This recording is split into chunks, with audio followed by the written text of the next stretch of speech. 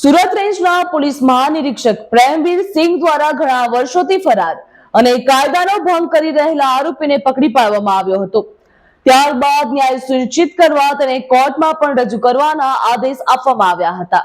વલસાડ જિલ્લાના પોલીસ અધિક્ષક ડોક્ટર કરણરાજ વાઘેલાના માર્ગદર્શન હેઠળ ઓપરેશન હન્ટ શરૂ કરવામાં આવ્યું હતું.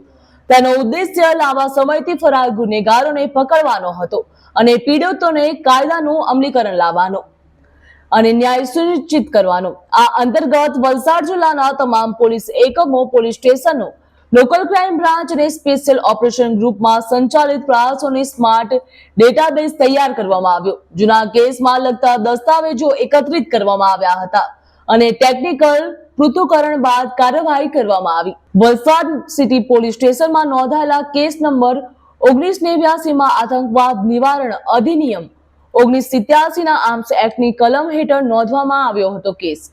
આરોપી ચંદ્રભાનસિંહ રણવિજયસિંહ ચૌહાણ તેમજ તે ચાંદપુરનો રહેવાસી હતો. તેની ધરપકડ કરવામાં આવી છે. તેની ધરપકડ વલસાડ પોલીસ દ્વારા 2 જુલાઈના રોજ કરવામાં આવી હતી. આરોપી ચંદ્રભાનસિંહ ઉપર આરોપ છે કે તેણે વલસાડના રહેવાસી મુનીલાલ અયોધ્યા પ્રસાદ વિશ્વકર્માને ₹450 માં દેશી બનાવટની પિસ્તોલ અને 2 કારતૂસ વેચ્યા હતા. તેનો ઉપયોગ લૂંટ અને આતંક ફેલાવવા માટે થવાનો હતો. મુનીલાલની ધરપકડ બાદ તેને ઘરે ખોદકામ દરમિયાન પિસ્તોલ અને કારતૂસ મળી આવી. પૂછપરછ દરમિયાન ચંદ્રભાનસિંહનું નામ પણ સામે આવ્યું, પરંતુ તે તરત જ ત્યાંથી ફરાર થઈ ગયો હતો અને છેલ્લા 37 વર્ષથી કાયદાથી બચી રહ્યો હતો. માનનીય ગૃહ રાજ્યમંત્રી હર્ષ સંઘવી સાહેબના માર્ગદર્શન હેઠળ અને ડીજીપીસી વિકાસ સહાય સાહેબ અને સુરત રેન્જ આઈજી પ્રેમવીર સિંહ સાહેબની સૂચનાથી એક મોટું અભિયાન, એક ઓપરેશન હાથ ધરવામાં આવ્યું છે. આ ઓપરેશનને ઓપરેશન હન્ટ નામ આપવામાં આવ્યું છે. ઓપરેશન હન્ટ અંતર્ગત સમગ્ર દેશમાં જે વલસાડ જિલ્લામાં ક્રાઇમ કરીને નાસ્તા ફરતા જે આરોપી છે એનું નેશન વાઇડ ટ્રેકિંગ હાથ ધરવામાં આવ્યું છે. મે અને જૂન મહિનાના મળીને કુલ 60 જેટલા આરોપી નાસ્તા ફરતા પકડી પાડવામાં આવ્યા છે. એની અંદર ઘણા બધા આરોપી 30 વર્ષ જૂના લૂંટ, ધાડ, મર્ડર, અટેમ્પ્ટ ટુ મર્ડરના આરોપીઓ પકડવામાં આવ્યા છે. અને એ જે ઓપરેશન હન્ટ અંતર્ગત એક ખૂબ મોટી સફળતા વલસાડ સિટી પોલીસ સ્ટેશનની ટીમને મળી છે. વલસાડ સિટી પોલીસ સ્ટેશનના પીઆઈ દિનેશ પરમાર, જે પીએસઆઈ ડેનિશ પટેલ અને જે સ્ટાફ છે આખો સદેવસિંહ, ખાસ કરીને હેડ કોન્સ્ટેબલ સદેવસિંહ, એની ટીમ જે આખી છે વલસાડ સિટી પોલીસ સ્ટેશન ટીમને ખૂબ મોટી સફળતા મળી છે. 37 વર્ષથી નાસ્તો ફરતો એક આરોપી ચંદ્રભાનસિંહ રણવિજયસિંહ ચૌહાણ, જે આર્મ્સ એક્ટ અને સાથે સાથે ટાડા એક્ટનો આરોપી છે.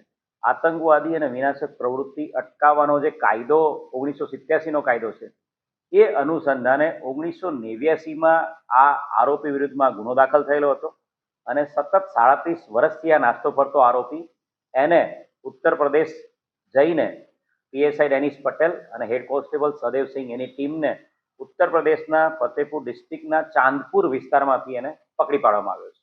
આરોપીએ કઈ રીતે શું કરેલું?